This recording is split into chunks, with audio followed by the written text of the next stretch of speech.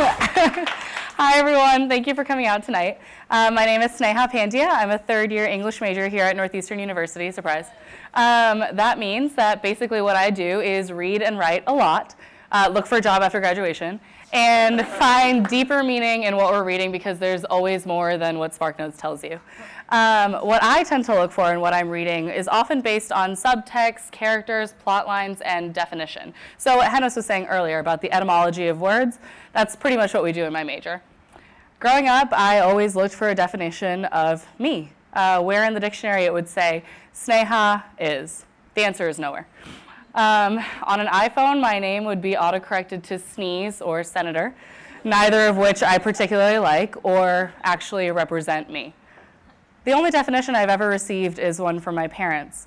My mother studied Sanskrit, a language that's thousands of years old, and the word Sneh means love. And to her, Sneha meant person who gives love to everyone. I wondered if that would be something that I could fulfill, because as much as my parents would tell me that I was special, it's kind of like having that for a name. I really didn't know if that would be something that I would carry for the rest of my life.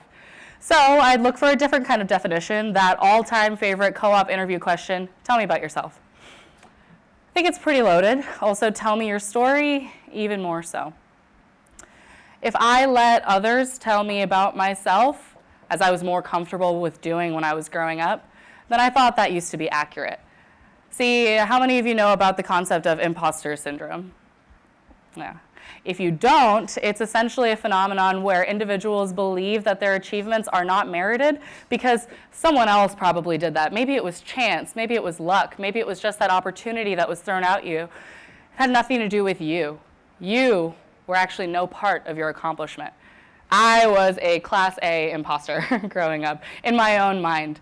My senior prediction when I graduated high school was, Sneha predicts she won't do well in something, but you know, it's whatever.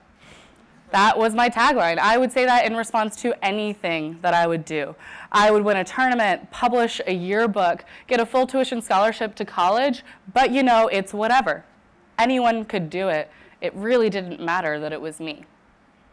Now, what I'm going to break down today is the fact that things didn't just happen to me. I didn't just sit back and let someone else narrate my story. And similarly, things don't just happen to you. You are a result of all of the experiences you've had, yes. But the common denominator between everything that you've done and been able to accomplish is quintessentially you. Don't separate that from the different communities that you've been a part of. And yes, we've all had a sense of privilege to be able to do what we've done. But oftentimes, many people like myself forget that a lot of that was because of you. Now, when I was in high school, I joined my high school speech and debate team because they were meeting on Thursday nights and I didn't want to go home because I didn't have a car and I thought it would be cool to hang out with the kids at school. As I showed up, this was a large group of people who essentially had formed a club that was completely student-run in high school. And that was something that was relatively unheard of. It was a community that I would encounter. In doing so, I would learn how to speak in public, be eloquent, mindful, thoughtful, and creative. And sometimes I would hear other people talk about how the only thing that really changed me from being quiet in middle school, not really the person who wanted to talk about herself, let alone anything in front of people, was that team. How there was nothing more to it than joining something like that. And my answer to that is both yes and no. Yes, my experiences on speech and debate shaped who I am. They made me who I am because it was an amazing family, a group of people who supported me every step of the way with their coaching as predecessors, and I find that to be invaluable. However, as I would stand up on a stage similar to this, waiting for my ranking after a speedy weekend and a finals round, no matter the place that I would get, I'd be the one standing up there with the loudest cheers. That was my team. That's what they did. At the end of the day, every single speech that I wrote that weekend was mine and mine alone. Those 7 minutes on a stage multiple times a day were owned by me. And so I created them with my mind and recited it with this voice. And that should not be forgotten. Each of these experiences have shown me that community should empower rather than overpower who you are. If you let it engulf you, you won't engage with it anymore. And that's the most important part to seeing that intersectionality of identity and community, is remembering that you are a major part of everything that you do, not some imposter, not someone else, No one giving you a definition of who you might be. Similarly, fast forward to college, I was looking for new experiences and decided to go abroad.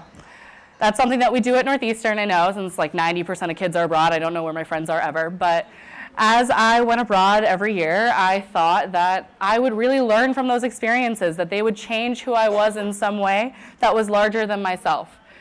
Go land in a foreign country, the first time in Italy, with all of my baggage, with thinking that I knew the language, the people, the places, the streets, and really fit in to some extent. Little did I know that when you're abroad, all you can hold on to really is yourself. Every single experience that you have while in a foreign country, the reason why it's so valuable is because you shape it. You really don't know the language as well as you might think. As much as you might Google Maps, you're not going to be able to find your favorite coffee shop until a month in and you're leaving. And at the end of the day, you're the one who chose to have that experience. Let it impact you and let it define you as it will if you choose to do so.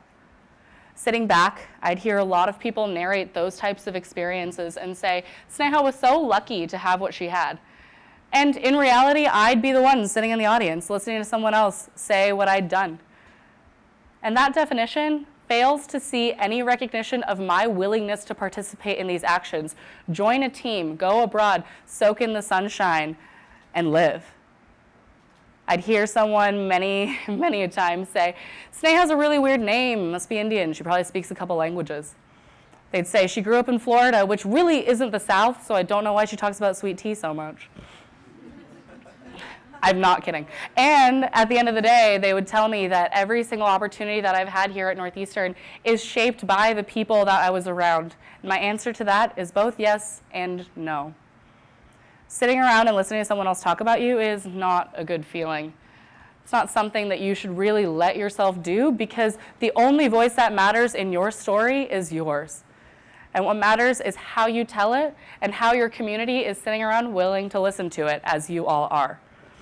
So what I'd like to say to the person narrating my story is, excuse me, sir, I'm taking back the pen. It's mine and my own. And first off, Sneha, yes, is an Indian name. I'm Indian American. I was born in New Jersey, not in a random village. At the end of the day, I speak weird languages. You can quantify them. I speak Gujarati, Hindi, English, Spanish, and Italian, 2 of which you find normalized. My culture is valued, is something that is a very big part of me. Learn to appreciate, because I'm going to call you out when you appropriate it. I joined a sorority my freshman year, and a lot of what I'd hear is, Sneha's a sorority girl now. Woo! She came from Florida. She fits in. Yes, I am a sorority girl. In fact, we like the term sorority woman, because when you place the word sorority girl on someone's name, you give them a label and say that they are only the expectation that society says they have fulfilled for the entire time that sororities have existed. But in reality, I look at the 1,200 women on this campus and see that they are trying to break that box, get outside that definition, and show you that as a woman, you are limitless. Now add that to your definition of sorority girl. At the end of the day, I was elected this past year to serve as president of Northeastern's Pan-Hellenic Council, representing the 9 sororities here on campus, probably because they wanted their voices heard as much as I want mine to be heard. I'm not going to stop until everyone can appreciate it too. And fight me on whether or not Florida is in the South, because, you know, while you're at it, you can come get me a glass of sweet tea with some ice and a lemon in it. I'm going to feel better about it, because I grew up where I grew up, and that is my story. And that's an important part of it, as much as you might not think so. But you know what matters? Me. So let me reintroduce myself. My name is Sneha. It means person who gives love to everyone. It was given to me by my mother, and it's carried with a lot of generations of people who believe in our language and our civilization and carry it today. Add that to your dictionary and don't mispronounce it. In high school, I competed on a speech and debate team. I made yearbooks. I was a former yearbook editor. And my best friend is here from New York City, my editor in crime, to see this today. In college, I chose to join a sorority. I'm a proud sister of Kappa Kappa Gamma, and I represent the women here on this campus. I'm also part of the South Asian Association.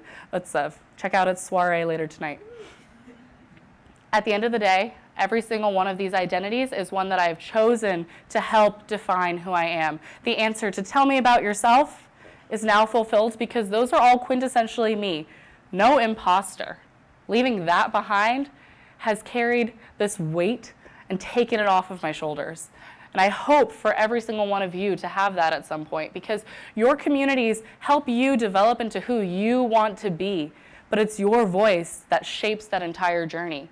And that's what matters at the end of the day. We must take ownership of our authorship, because in doing so, we give ourselves agency.